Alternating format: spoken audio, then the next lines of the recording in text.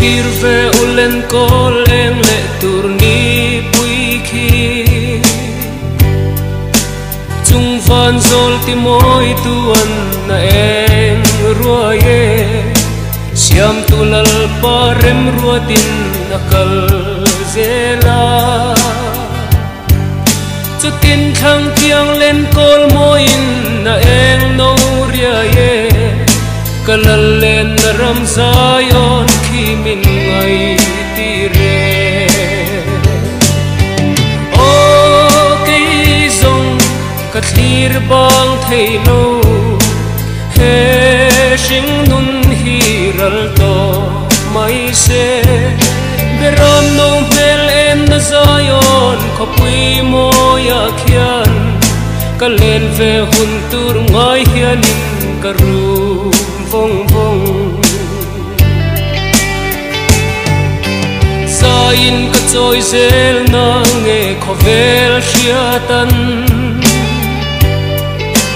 tlang rel thang po don lovin ka hril zelang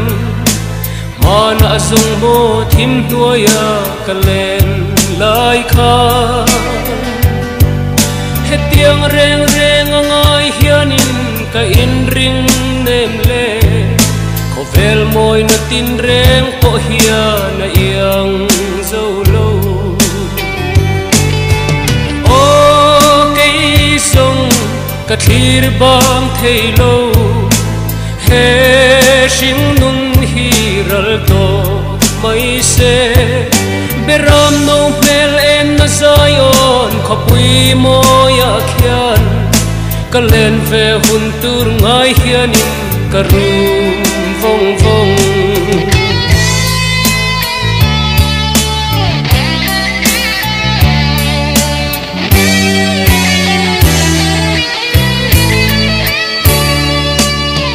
don ve mo om kho har zual chang mi hian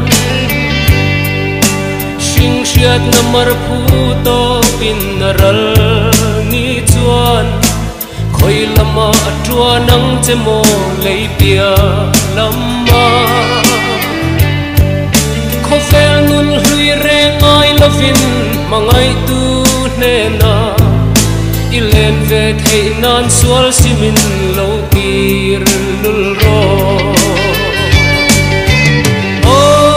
kei song ka thlir bang thei lo he shing nun hi ral to mai se beram no mel en na zayon khopui mo ya khian ka len ve hun tur ngai hianin ka ru